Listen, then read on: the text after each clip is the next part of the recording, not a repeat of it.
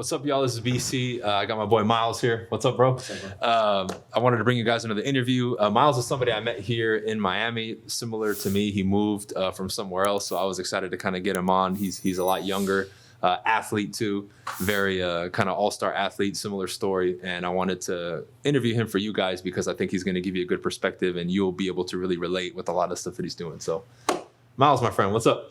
What's up, everybody? How are you doing? My name is Miles Puller. I'm originally born and raised in England, but I've been in the States around 15 years now. I played college football, so that's how me and Bryan originally clicked, just an athlete. We actually met at a park doing calisthenics, and I played college football at the Air Force Academy for 4 years. And when I got done, I decided, well, I was broke. I need to make money, and I decided to, pursue entrepreneurial track and pursue real estate, and that's where I'm at now. Oh, bro. I didn't know you were from England, bro. Born and raised? Yeah. Oh, shit. That's crazy, man. What part? Northern England, Yorkshire. Wow. So cold as shit. Cold, middle of nowhere. Yeah. How is it living out there, bro? Because I don't know. Because you moved out when you were, what, 6? 10. 10. Okay, when you're 10 years old. So how do you, compare and contrast that to then moving to the States and that culture shock and all that? It was a huge culture shock. Yeah. I don't think England is anything like America. I think the people are a lot different. The government is a lot different. The morals and ideals of the society is a lot different. Yeah. But at the time I was young, so obviously I don't remember a lot of it. But when I've gone back and visited, I'm so glad I made the move here. Yeah. I didn't really have a choice. My dad was in the military, but of course. God does everything for a reason. I'm in America now. So yeah. That's funny, man. So you guys leave England. You're 10 years old. Where do you end up landing? I landed in San Antonio. Okay.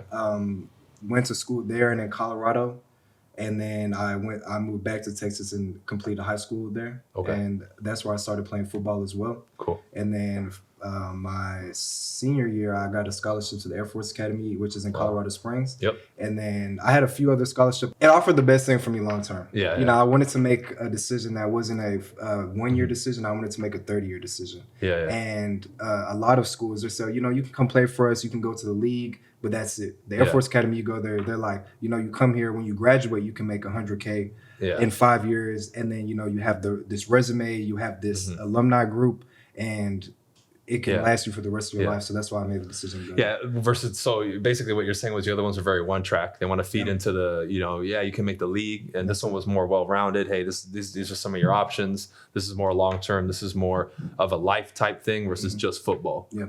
It's interesting because was like your dad or your family advising you on that? Or was that just how you were operating already as a young man at that time? That's a great question. So my dad was in the military for 30 years enlisted. Mm-hmm. And when I first got the scholarship offer, he's like, you are not going there. He's like, I don't want you to be in the military. I served in the military, so you didn't have to. Yeah. But we went on a few different college visits. Mm-hmm. And then after the Air Force Academy, I was like, Dad, I don't care what you say. I'm coming here. This is the best place for me. Yeah. And he agreed with me and supported me wholeheartedly. Wow, that's interesting, bro. It's funny. And you hear that a lot because I know people who their dads were boxers and then their kid wants to box and no, you're not going to do it. I boxed and pushed it so you didn't have to. So it's funny that even happened with the military. So easy decision. You go there. Now, you mentioned, did you start playing football in high school? 8th grade. 8th grade. 8th grade, yeah. Damn, and then you got a full ride. Yeah. So would you say that was more your natural talent, or were you the kid like me that when you picked up the football, you were training 24/7, 365? So I played sports my whole life. I originally started playing soccer and rugby since I was in England. And when I moved to the States, as I remember, my mom didn't really want me to play football. She was like, you should stick with soccer. It's a lot safer. But that was a thing in Texas, high school football. Yeah. And there was just no way around it. It was super competitive. Yeah. It was just a thing. So I was like, I need to play this. And then at the time, too, I was 5'6", not even 100 pounds. And when I showed up in Texas, I was like, I'm going Division I. And I remember when I said that in the locker room, like my 3rd day at the school, everybody was pointing at me and laughing at me like, right. Because, in Texas, they have dudes that are 6'6", 5-star athletes going to Alabama, things like that. Yeah. But I was like, y'all just wait. 2 years later, I hit a growth spurt, finally got promoted to varsity, got my starting spot, and then the rest is history. Yeah. That's dope, man. That's cool. Because I was kind of the same, bro. Like I didn't even hit my growth spurt really till after high school. Because when I graduated high school, I was like 5'9", 5'9.5". But a lot of hard work, and I kind of had that same ethic. But you proclaimed it. I'm going to be D1, right? Yeah. So your work ethic was already established back then. in regards to like, hey, if you have like a one-track mind, when I want to do something, I do it?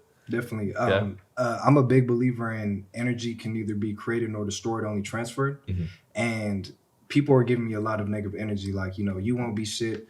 You're not going to go D1. But all I can do is take that, and I can either take it and cry and complain and not do anything, or I can take it, convert it, and make myself better. And that's what I did. Yeah. So have you always kind of been more self-aware like that? Definitely. Or, even from a young age? I would say probably when I was 15, 16, I just knew I was different than a lot of people around me. And I knew my mindset and my determination and my energy and my work ethic was a lot different than people around me. Now, was that something that just naturally clicked in you, or do you think you were born and bred that way? Were you trained that way? Was it like a coach that you met that kind of unlocked that in you? How did that whole process kind of unfold? So my father was really hard on me when I was young. We actually didn't really get along until I moved out of his house when I was 17 and went to college. Yeah. And I think I would definitely give him the credit. And my mom, I had a good masculine feminine balance in my life. Yeah. And he just instilled in me, don't quit, don't give up, and nobody cares about your sob story. Yeah. So more of that traditional masculine type of role, which is huge. And I always give a shout out to my dad, because my dad worked a lot when I was a kid, so I didn't see him much, because when he moved to the States, a lot of people don't know, even if you have a professional degree or you do something in a different country, when you come to the States, it's like they don't accept it. You would have to redo schooling if you're an accountant or a doctor or whatever it is. So, my mom is pregnant with me. I have 2 older brothers, and he just has to get to work and make some bread. So my dad ended up being a truck driver, right? Mm-hmm. So he'd be gone on trips. He'd go from like LA to Georgia and back, and then come back at like 9 p.m., go to sleep, and leave the next day. So I'd see him like once or twice, but even when he was around a little bit, it was the same thing. It was shut up, put your head down, get to work, right? Don't bitch and complain, right? But I think a lot of that, like I've heard that from people who are military, like your father, or people who are immigrants, like that mentality is I'm going to work for what I need, and I need to instill that in my children. And it sounds like it kind of really poured over into you, huh? It's essential. And I mean, especially nowadays in the political climate we're in, traditional masculine roles are demonized, called toxically masculine. But, I give all the credit to that. And how my dad raised me like that is the reason I am the way I am today. Yeah. And a lot of people that don't have that healthy masculine and feminine balance, or that strong masculine figure, they're in jail, making terrible decisions, not being contributors to society.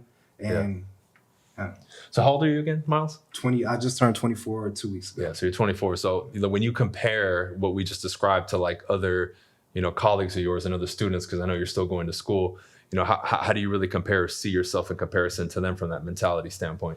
I've always liked to set myself apart mentally from other people. I like to see the world from a whole view, and I like hearing opposing opinions. I think a lot of people don't like conflict. They watch the news and they just accept what they hear. But I'm always the person to ask why. Why are you making that law? Why is this the way it is? Why are they telling me this? That's, when I watch the news, I don't say, oh my gosh, that puppy died. I'm saying, why are they telling me this? What type of program are they trying to put in my head? Yeah. And I just think it's important if you want to be successful. I mean, you look at every successful entrepreneur, and we all pretty much have similar mindsets. Yeah. Well, yeah, because, if you go based on what you just said, you're an order taker. You just do what you say. It's like they trained you in school. Listen, get your job, and then do what we tell you, right? And I remember growing up too. I was like, man, I don't want the white picket fence life. Like I want to do something different. And the same thing, just like people were telling you weren't going to be shit. I heard the same thing with basketball, with entrepreneur. Dude, when I told people I was going to get into real estate, oh, you're fucking crazy. What are you doing? Get a real job. Like you're an athlete. You're a meathead. You're not fucking intelligent. You don't do sales. You don't even own a suit. I heard it all, bro. And a lot of that, I don't know if it was similar with you, even from my own family was telling me that shit. Was it the same with you? Maybe behind my back, but I'm really only close with like my parents and my sister, and they've always supported me. So I know they had doubts, don't get me wrong, but I proved them wrong way. Definitely. Yeah. And it flipped for me too pretty early on, because like once they saw the work ethic, they're like, oh shit, okay, like this dude means business, but you kind of have to have that seed in you to be an entrepreneur, because you're literally going against the grain, and everything we do is the polar opposite of what the average person is doing, similar to being an athlete. So when people would tell me, or if someone's watching and they give you a lot of that shit, well, let's go back to sports. If you're dedicating 5, 6, 7, 8 hours a day to the sport every day, and everything you do revolves around the decision, well, it's a necessary sacrifice to be great at that sport or whatever it is that you choose. So technically, yeah, you do have to be crazy, bro. Yeah. You know, because why else? Everyone else can just chill and hang out. Before school, you're on the field working out or in the gym. After school, you have practice, and at night, you're working out more. I remember doing the same shit, but what was missed is I loved it. Yeah. Just like you said, I'm going fucking D1. Definitely. So that's always in your mind, bro. And to bounce off that point too, I remember before the podcast we were talking about, you know, we play sports and then sports ended. Yeah. And we're like, what do we do with our time? You know, as an athlete, you're used to committing 6, 7, 8 hours a day to a sport. Yeah. So when I got done at the Air Force Academy and stopped playing football, I had 2 shoulder surgeries. And that's really why I called my career quits. Obviously, I had dreams to go to the NFL, but I'm realistic with myself. You know how they are in the league. They look at your whole body. They look at your medical history. And if they see one red flag, they're just on to the next guy.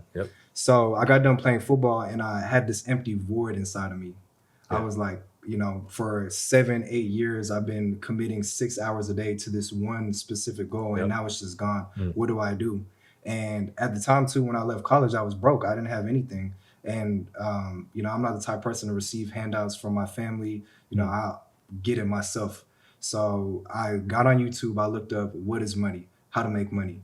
Quickly found out a lot of money is tied into real estate. And, you know, that's how I got into real estate. So when you mentioned that void and then you decided to get into real estate, was that a small window that you like felt sorry for yourself and all that? Or did it, because for me, that was like a year of not feeling good and being like almost depressed, bro. So I'm curious how it was for you. I would say it was around 6 months. Yeah. So when I left Colorado, I moved back home for, I would say 3 months. And then I was like, I'm not living back in my parents' house. So 3 months later, I moved to Houston, which my parents live in San Antonio. So it's about a 3-hour drive. And even though I was close to them, I was able to expand and really just build my own empire. And then as soon as I got to Houston, I just met the right people, met a business partner, and just put my entire effort into it, just like I was playing football. Yeah. So were you already looking into real estate before you moved to Houston, or did it come after? It really came right when I got to Houston. So when I was in San Antonio, I was like, I don't want to be here. I don't want to live with my parents. And then I moved to Houston. I'm like, okay, well, I'm not around my parents. I'm doing my own thing, but I'm broke. Yeah. And then a week later, I just met the right people. Originally, I started doing Airbnbs. And I still have a few, but I realized that that's how you become rich, not wealthy.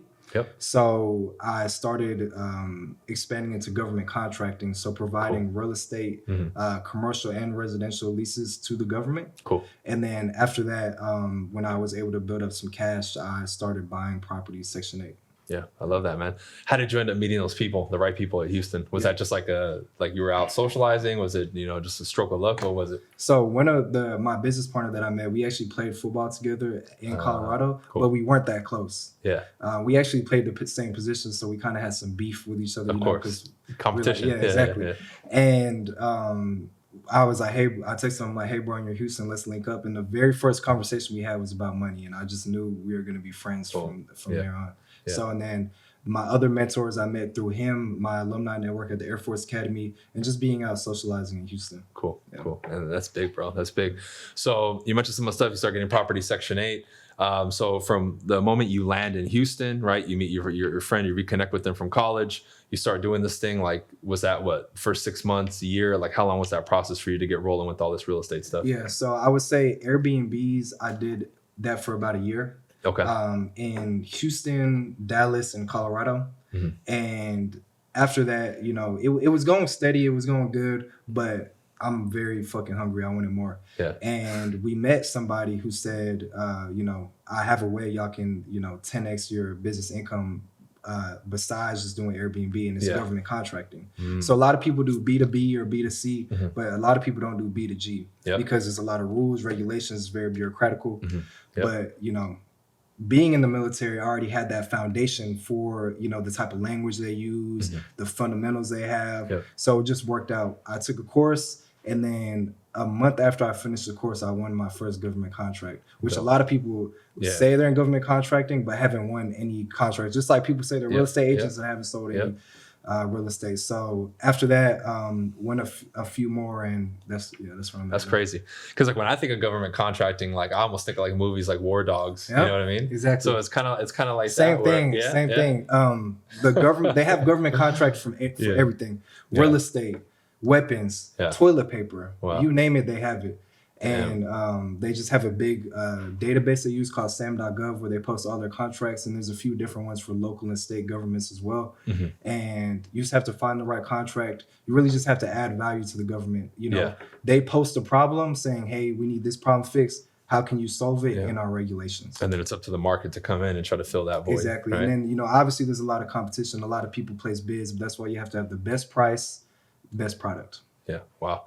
So where does moving to Miami come into the picture? Yeah. So before I moved to Houston, I actually wanted to move to Miami. I came down here and visited and everything. Yeah. But to be frank with you, I just couldn't afford to live down here. Yeah. If I did, I would have been living in Hialeah, you know, somewhere that I shouldn't have been. Yeah. So I decided to move to Houston to build my foundation and, you know, really create my businesses and create good cash flow so I could move to Miami and live a certain lifestyle. Yeah. And so I grinded for 2 years in Houston, and then right before I moved down here, I actually had the opportunity to come get my MBA out here, my master's in business. Cool. So I decided to pursue that. So it just gave me an extra reason to move down here. Nice. Yeah. And I've been out here 4 months now. 4 months now. So 2 years in Houston, and then you moved out here. You've been out here 4 months. Yep.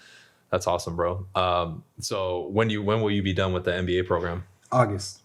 Beginning of August. Wow. Yeah. So you have one more semester, basically. Yeah, it's a year program. Yeah. That's why I liked it as well. It's very condensed. Hell yeah. Are you planning on staying in Miami long term? Oh, 100%. What was it in particular that really attracted you to Miami? Just the people. You know, even being in Houston, I haven't met the same caliber people I have here. And I've been here 4 months. I was in Houston for 2 years. Wow. You know, even just, you know, when we met, for example, it was probably my second month out here. Now, we was just at the park, just, you know, having a random conversation. Turns out we're in the same industry. We have very same worldviews and morals. And I've met so many people like that, and that's why I just love it here. Yeah. The weather, obviously the government, the taxes and things like that. I need to live in a red state. Yeah. And the energy is just amazing. Yeah. That's what I tell people too, bro. But like for whatever reason, some people from the outside, especially people I know in California, they think Florida's like all rednecks, right? Yeah, they told me that. Or they're like, they think it's like New York where everybody's an asshole. But I told them it's the opposite. It's more like the South, like at least the feeling to me. Because when I moved into my neighborhood, my neighbors are coming up to me like, oh, hey, like welcome to the neighborhood. And I'm not used to it. I was like, man, these fools are beefing with me or some shit. Like I'm gonna have to get into a fight, right? Like why are they pulling up on my house like this, man? It's crazy. So how has your kind of real estate dealings evolved since you've been here in Miami? Has anything changed, or are you kind of on the same wavelength? So primarily, my main focus right now is buying single family homes and putting regular tenants in, and specifically Section 8 in Texas though, because the cash flow is so nice. Yeah. And the demand is so high. But actually, I was planning on getting another house in Houston in the upcoming month. But I met David, who was on your podcast yesterday, and I had a few conversations with you as well. And I decided to get my first property out here. Dope. So in the next month, I should be closing on it. Hell yeah. 24 years old, killing the game. Trying to, man. Trying to. Are you looking to expand in the future in regards to something different within the real estate space, or are you kind of cool with what's going on now? Because I know you're competitive. Yeah. My goal long term is to become a developer. Cool. I want to build something and be able to stamp my name on it and say, you know, this is my creation. This is my hard work. It's almost like a trophy to everything my whole entire life. Yeah. So, but, you know, it starts with getting a lot of rental properties, just owning a lot of assets. I think that's the most important thing. And then having good cash flow too, because cash flow is your blood flow. Yeah, that's king. Yeah. Is there anything else you're investing in? Do you do stocks? Do you do like Bitcoin or crypto? Is there any other things or avenues? Long-term stocks, I have a Roth, you know, I have some money in some mutual funds, just boring, basic stuff. Yeah. And then I do have some money in crypto, but I'm not into it super heavy. Yeah. What I've learned in my life is you have to be an expert at one thing and find people around you who are experts at other things and just exchange value with each other. Yeah. You know, if I'm trying to become an expert at real estate, if I want to become a developer, I need to give 100% of my time and effort into that. And then I'll meet a friend that did the same thing with Bitcoin, did the same thing with the stock market. Yeah. And, you know, we can just exchange value. Yeah, I like that, bro. So aside from all the real estate stuff, like what do you kind of do outside of like sports and calisthenics and working out? Because I know you're competitive like me. Do you have any like other hobbies or anything you're really into? Yeah, man, I'm into so many things, and that's actually what I told myself for the year 2024. I'm gonna give attention to every single one of my hobbies, even if it's Yeah. 30 minutes or an hour a day. Biggest thing is definitely health and wellness, fitness. Obviously, playing sports, you're used to just working out all the time. Yeah. So when you stop playing sports, it just comes naturally. A lot of people, they're very lazy and they're like, oh, I can't go to the gym. It's like a hump they have to get over. Yeah. We're already over that hump. Yeah, It's we're like the if we're not going to the gym, it's like we got to what fight are to we doing? rest. You know Yeah, what I mean? exactly. Yeah. Exactly. So I just joined the gym anatomy out here. Cool. So I've been doing that as well as doing calisthenics and then meeting y'all on Sundays.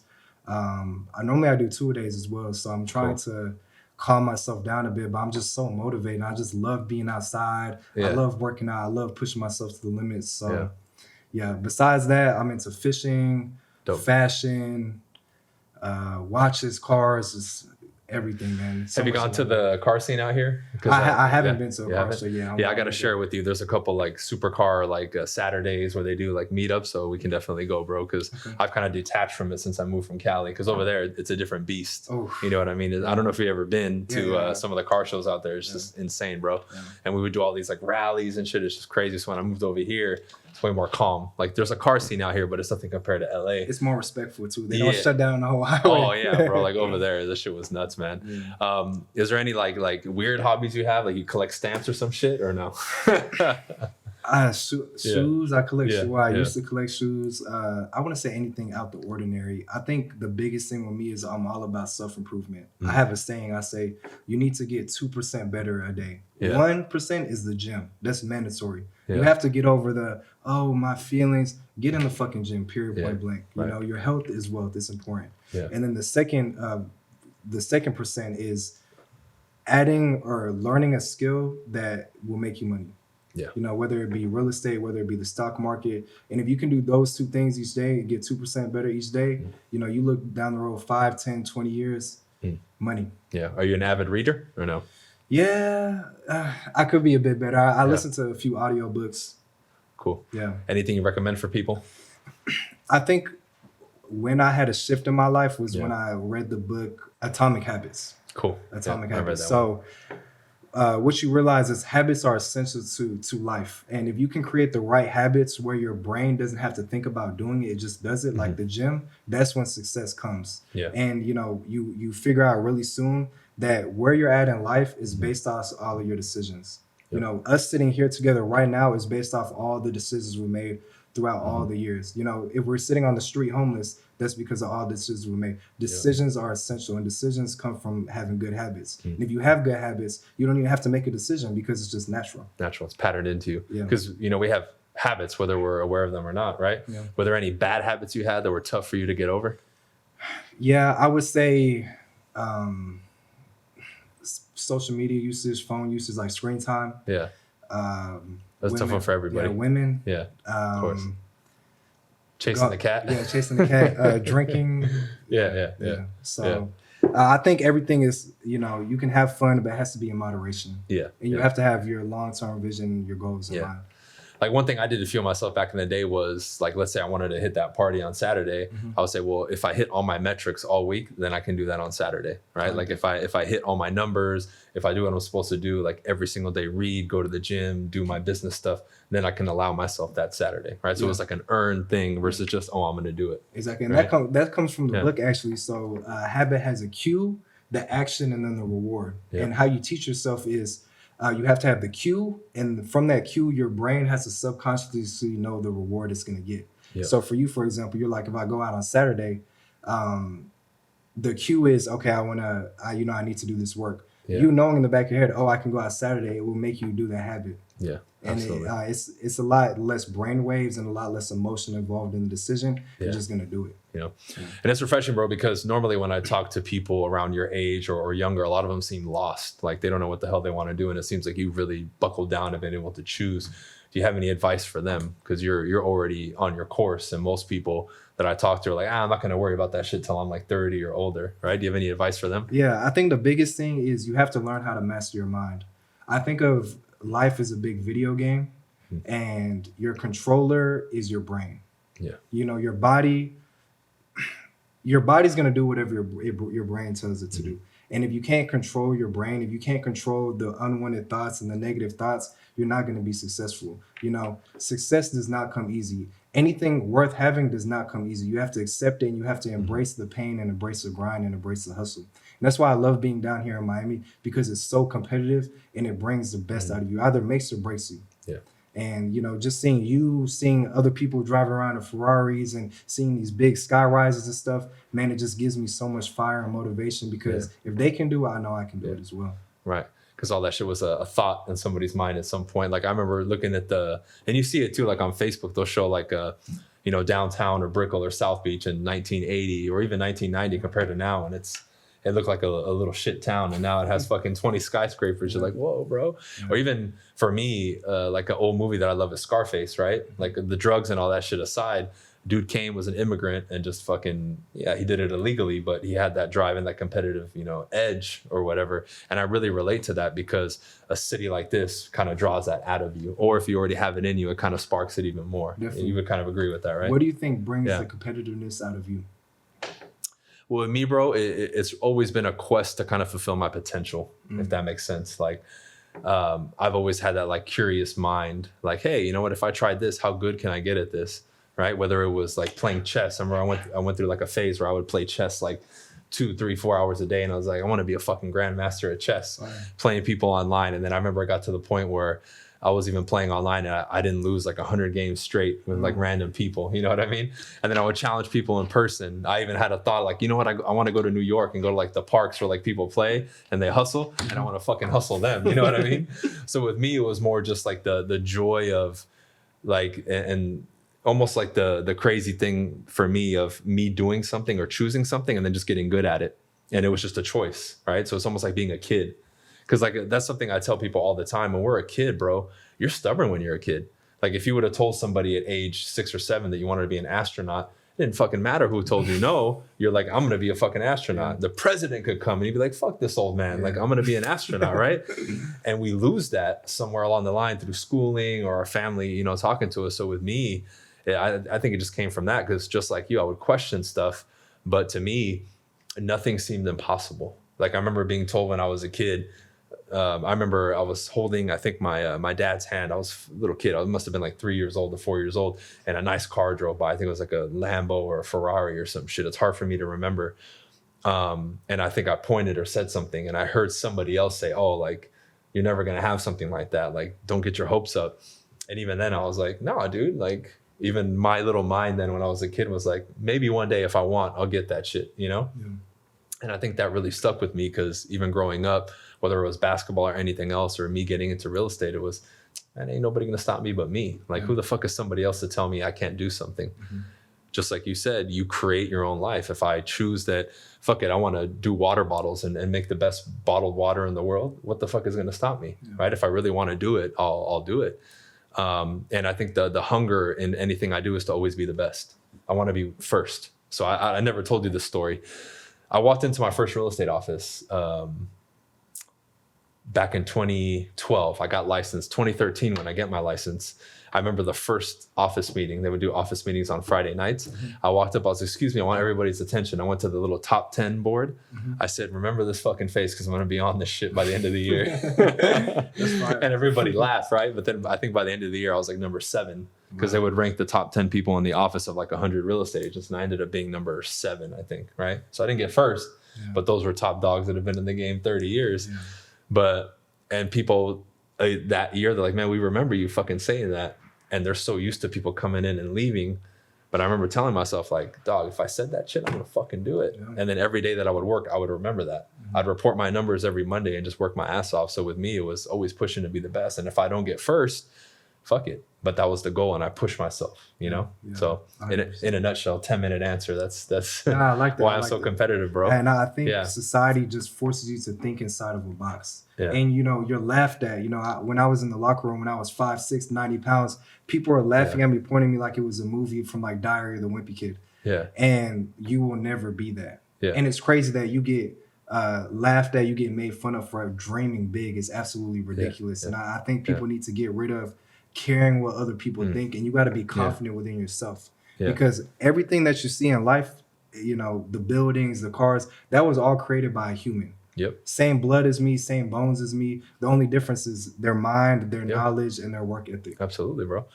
And it's crazy because that's one of like the first things I teach people when I start working with them. It's like, if you don't believe this shit's going to happen, it's not going to happen. Even if like I work with you, or let's say somebody came under you and work with you, and you give them everything and you tell them everything, if they don't believe it's going to happen, then it's not going to happen. I don't care what the fuck happens. And it kind of pisses me off to your comment that, you know, we do this to each other, and like people do it to kids. That's what really pisses me off. And they tell kids like, no, you can't do that. You ain't going to be shit.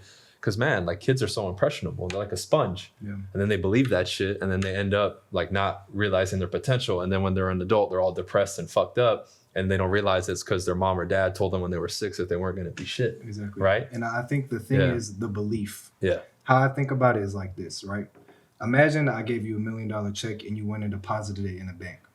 Even though it might not show up in your account for 3 business days, you know it's there. So when you leave the bank, you're like, I'm a millionaire. You have that confidence inside of you. That's what you have to have in life. You have to imagine like it's already there, even though it might not show it in your account or it might not show in your assets. You have to fucking believe. That's the most important thing. Yeah. Did that come natural to you, that confidence? Or was that something you built and drilled over the years? I think just honestly watching a lot of podcasts. Yeah. I think that's the biggest thing. Listening to my dad, just listening to like masculine men figures who are very confident within themselves and who are very headstrong and determined. When I started listening to those type of people, and obviously I've had my dad my whole life, that's when took off. Because I know, you know, one thing we always talk about too is like, you know, nightlife and girls and all that. So I know for a fact, like some of the conversations we have and some of the things I've told you to do, you've been going out there and using them, right? So, and when you step up, like let's even talk about that, right? In public, when you socialize with people, or like, you know, a club or just an environment where people are together, how have you seen like showing up with confidence and socializing with confidence? Like how has that kind of changed the dynamic that you're experiencing when you're out with people? That's a great question. Well, I think women are like bloodhounds when it comes to sniffing out confidence out of a man. Yeah. And if you aren't confident, they will know automatically. Yep. You know, if you're stuttering your words, if you're not making sense, if you're shaking, and they'll eat you alive and walk away, embarrass you. You have to be confident. The worst thing she can say is no. And it's actually funny. People say that all the time. Worst thing she say is no. I saw this video the other day where this guy went up to this girl and she started screaming. So maybe that's the worst thing. I don't know. But and nowadays you never know. Nowadays you never know. You know what I've learned from you is your body language and you know how you stand. The girls are normally a lot smaller than you. You can't hover over them. You have to stay open. You know, you have to speak, like you said, speak from your balls, be very confident, and just be yourself. You know, everybody's not going to like you. And one girl's trash is another girl's treasure. Yeah. You know, a girl that rejects you, you could go to the same place next week and there could be a hotter girl that is interested in you. So, you know, it's a numbers game. Yeah.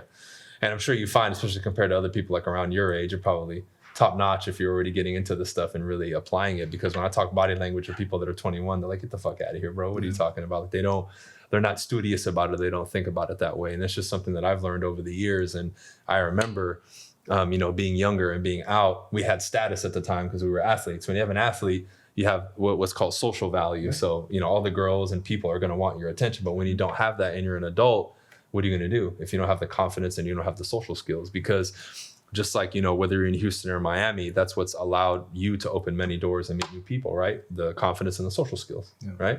So is there anything else you're doing to work on that or build that on a daily basis? Like, do you talk to a certain amount of people a day? Is that a focus for you every day? Oh, 100%. Yeah. I mean, everywhere I go, if I'm in the elevator, if I'm at the grocery store, I'm always just trying to create conversation with people. Even if it's an attractive woman, I'm not even trying to talk to her. You know, repetition is important. Yeah.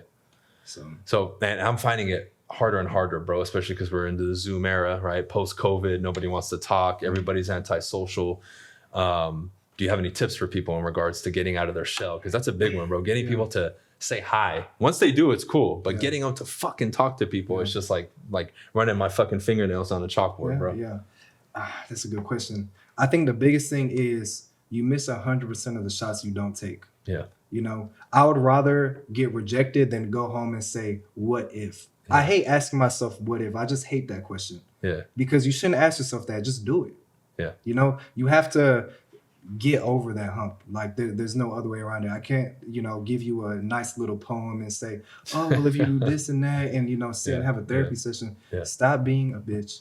and get it done. Yep. Stop being a little bitch. Yeah. I agree, man. And that's what I tell people. There is no magical solution for it. You just got to fucking do it. Yeah. But like with me was the desire behind that action was so fierce, bro. Like when I remember starting out with real estate and having to do all the traditional sales stuff, like going door to door, talking to people on the street, cold calling, which is like the school of hard knocks, right? The money that I wanted on the other side of that, the man I wanted to be on the other side of it, the skills that I wanted on the other side of that, bro, were so like I could taste that shit. Like I'm talking in my suits, everywhere I went, in my house, you would see pictures of shit that I wanted and like visions of me everywhere, bro. Like when I would wake up in my bed, I had it on the ceiling, right? Like cars I wanted to get, like a image of a dude speaking in front of a crowd because I wanted to be a speaker. Like when you go to my bathroom where I brush my teeth, it would be stuck there. The vanity mirror in my car, it would be stuck there. I had one in my suit pocket, right? That I would look at when I was out going door to door. I wanted that shit so bad. So to me, there was no other choice. Yeah. It's go. And if I'm going to die in the fire, I'm going to die in the fire, but I'm going to go because if I want what I say I want, then there's no other fucking option. Right. And I think a lot of people are so disconnected from that. That's why they're apathetic and lazy. Like they really don't know what they want. Right. And it sounds like with you too, you always were kind of, you know what the fuck you want, you're going after it. Did you ever go through a time when you didn't know what you wanted? Or was it always boom? That's a good question. So I would say the biggest time I went through something I didn't know I wanted was when I first started playing college football. You know, when you play high school sports, they're being your friends all throughout high school. You know, it's a more social aspect to it. But as soon as you go to college, it's a business. Yeah. Are you producing? No. All right, we're taking a scholarship. Yeah. Are you producing? No, you're sitting on the bench. You know, you're getting cut. And everybody on my team came from all different parts of the United States. So we had no, you know, prior connection. Yeah. And until I would say maybe my sophomore year, you know, I really didn't enjoy it. It was a straight business. I was working a lot.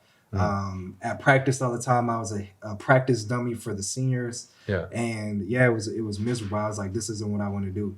Yeah. And, you know, eventually I got over it, got closer with my teammates, and ended up being one of the greatest experiences in my life. And then as far as, you know, my entrepreneur track, you know, I failed before. I'll tell you this story. When I first started doing Airbnb, I called 79 apartments because I do subleasing. So I would call them and say, hey, can I sublease your place? I called 79 apartments. They all told me no. Damn. 79. And, you know, people after 10, they would just be like, fuck it, on to the next thing. And then I remember I woke up the next morning and I was like, you know, I have a good feeling about this call. Call the 80th property. They're like, yes, we can do it. And that was my first property. Right. And, you know, you just can't give up. You know, you gotta, how I think about it, the more no's, the closer you are to yes. Yep. You know, I got 79 no's. The next one was a yes. Yeah. You know, you're not going to fail forever. You're going to find a way. If all these other people have done it, I can do it. And you kind of just have to have that mentality. Yeah, because you never know when you're going to get that yes, bro. And like I tell people, you know, everything in life is a risk too. To be an entrepreneur is a risk, but that's why the reward is so big, right? Like you look at like where you're at now in your age and how you live. I don't know many people your age that live like you do. Yeah. They're either still in school, they live at home with mommy and daddy. Bro, I have friends my age that still live with their fucking parents because they don't have their shit together. So, you know, you got to pay the cost to be the boss. And when you're around that, sometimes we forget, because when you take a step back and look at it, it's like, oh shit. We are that, you know, top 5% or 1% of people living this way. I'm not going to a 9 to 5. And I think about that all the time. Even when I go eat, I'm like, man, this server's making like $12 an hour. Yeah. Like they'll work here all day. And, you know, I just sold something online that made me $500 while I was sitting here talking to you and not even paying attention. Like this morning, a payment came in for $3,000 for something that I sold.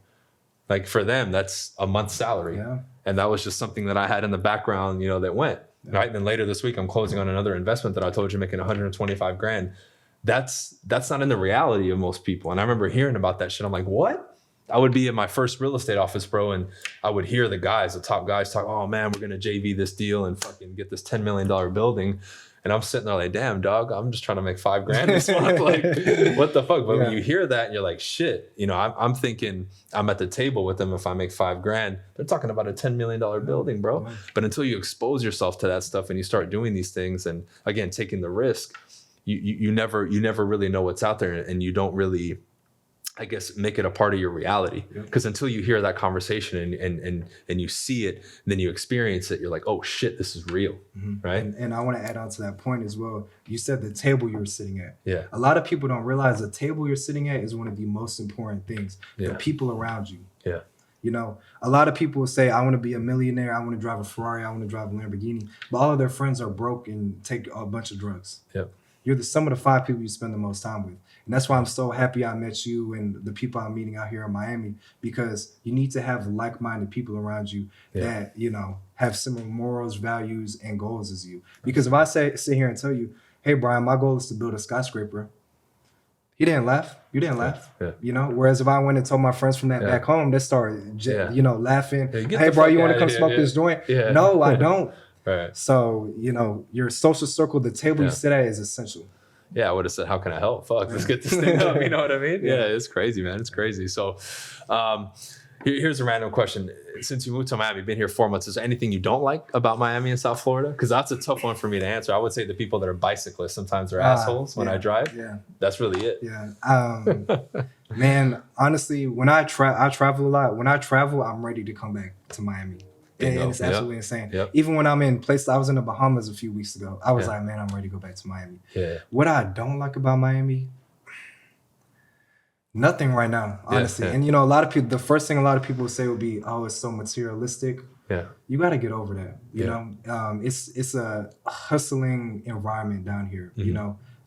All the flashiness is from the people's hard work, and you just got to accept that. Yeah. You know, and not people look at it as a threat and say, oh, it's so materialistic, blah, blah, blah. You got to look at it as like a trophy or reward. And I tell people too, like, LA is way more materialistic. And at the same time, at least from my experience being here now, unless you're like in South Beach or like Brickell and like in the heart of it, once you get out of that, even 10 minutes out of the city, like where I live, it's a regular fucking suburban shit. And I'm 10 minutes away from downtown. Yeah. So, I mean, yeah, if you're in the heart of it, if you go to South Beach, yeah, it's fucking, the cops are everywhere. Motherfuckers are drinking. It's like Vegas. You know what I mean? Yeah. And that's why, unless we go to Muscle Beach, I don't really go to South Beach, because I tell people that's not Miami. Yeah. That's a fucking tourist attraction. You know what I mean? And I asked you that question because I get asked that question all the time. Like, what do you not like? Mm-hmm. Another one is the weather, but I love the weather. It's fucking great. It's humid, you know, but fuck it. I like it. What don't you like about Miami? The bicyclist, bro. Just because I've had a few experiences where I'll have a dude pull up on my car and talk shit. I'm like, dog, like, what are you doing, bro? Like you're looking at my fucking crazy. What if I got out of my car and whooped your ass? You know what I mean? But for whatever reason, they get upset. I've had like 1 or 2 experiences like that in 2 years. But if I have to say that what I don't like about Miami is bicyclists, you know what I mean? Place to live. Yeah, it's cool because, like, you know, certain things, like coming from LA, right? Like I remember where I grew up in Huntington Park, right there right outside of the city of LA. You know, there were potholes that'd be there for decades. Like I could go back and we named that one like Sally. You know what I mean? Here, you know, a pothole pops up by my house within a month, city comes and fixes it. So I'm like, okay, that's how it's supposed to be. Yeah. You know what I mean? They're redoing all the streets like in my neighborhoods, like, you know, a week at a time, boom, boom, boom. They're putting in new stuff and then they're making it smooth again. I'm like, so if I'm paying taxes, I can see it, right? Yeah. So as I start to live here more, I appreciate it more. You know what I mean? My neighbors are friendly. Bro, I can leave my car unlocked, my house unlocked, and I'm not worried about shit. I would have never done that back in LA. And isn't it crazy too that Florida has no state income tax, and they'll clean up a pothole in a week, but LA that has a bunch of state income tax, it will be there for, what are y'all doing with our money? Yeah, exactly. That's what, that's what I would ask. And when I left, bro, I was getting taxed like a motherfucker. And when I came down here, my taxes went down immediately, like 10, 15% minimum, you know? So it's crazy, man, but it's been good, bro. So if somebody wants to hit you up, Miles, like how should they go about it? Because I'm going to put all your stuff in the description after, but if they want to reach out to you, chat with you about real estate or life or whatever it is, how do you want them to contact you? The biggest thing would be my Instagram. It's MPULLER3, MPuller3. That will be in the description. And as well as, you can just hit me up on there. Yeah, that's the best way to reach you. Yeah, and I'm sure you guys will see it if you follow me on IG and Facebook. You always see them in the videos because we're doing pull-ups and all the crazy shit. Getting swole. Yeah. Thanks for coming on, bro. I really appreciate it, man. You know, Miles has been a cool cat that I met out here in Miami. And it's been really a testament, man, to living the right life, right? You go out there with your head on straight, you socialize, you apply a lot of these things. And like they always say, you will gravitate towards the right people, right? Because you're out there, you're engaging with life, and you're doing what you're supposed to do. And if you put yourself in the position, the opportunities come, right? So again, thanks for coming on, Miles. Thank you. That's it for this one, guys. We'll see you on the next episode. Peace. Peace.